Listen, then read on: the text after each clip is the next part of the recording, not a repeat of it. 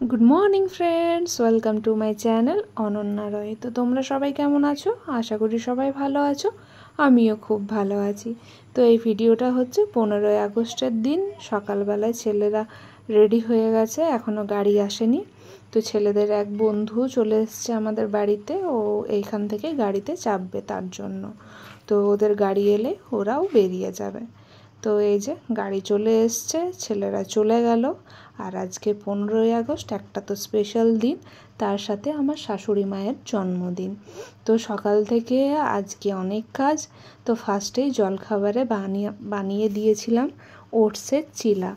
তো শাশুড়ি মায়েরও খুব পছন্দের আর হেলদিও খাবার এটা একটা। তো চলো জলখাবারটা আগে বানিয়ে দিই, তারপরে রান্নার দিকে যাব। আর যা কাজ আছে সেগুলোও সাথে করব। তো তোমরা সাথে থেকো, দেখতে থাকো।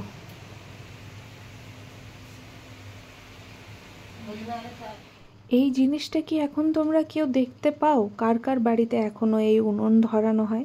আমাদের বাড়িতে কিন্তু মাঝের মধ্যেই উনুন ধরানো হয়, কারণ অনেক বেশি যেদিন রান্না থাকে তখন উনুন ধরানো হয়, আর গ্যাসেও কিছু রান্না করা হয়। তো যেহেতু আমি গ্যাসে জলখাবার বানাচ্ছিলাম, তো তার জন্য এদিকে উনুনটা ধরিয়ে দিয়েছিল সকাল সকাল।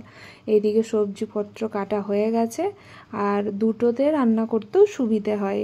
কিছু গ্যাসে রান্না হয়ে যাবে, কিছু উনুনে রান্না হয়ে যাবে। আর এইদিকে ভাতটা চাপিয়ে দিয়েছিল।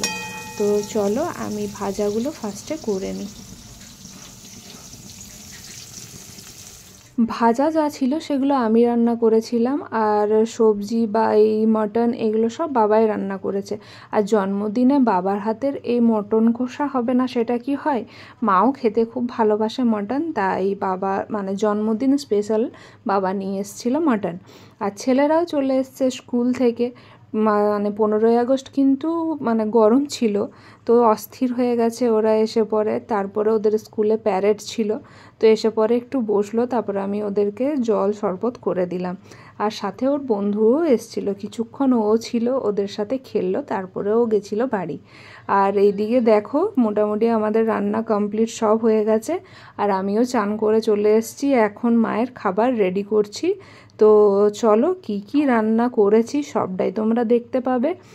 আর যেটা করতে পারিনি সেটা সময়ের অভাবে বলো, বা আমার গাড়ি খারাপ হয়ে গেছিলো যার জন্য আমি বাজার যেতে পারিনি বলে সেগুলো আমি করে আনতে পারিনি।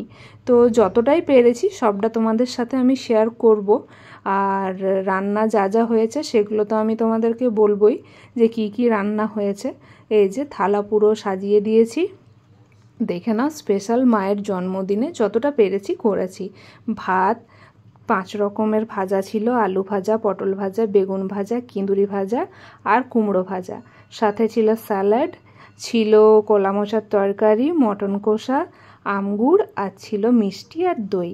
আর সেভাবে অন্যবারে কেক আনা হয়, আরও অনেক কিছু জিনিসই আনা হয়, কিন্তু এবারে সেটা করতে পারিনি আমার গাড়ি খারাপ হয়ে যাওয়ার জন্য, কারণ আমি আর বাজার যেতে পারিনি। তো যাই হোক, যতটা পেরেছি তোমাদের সাথে শেয়ার করলাম।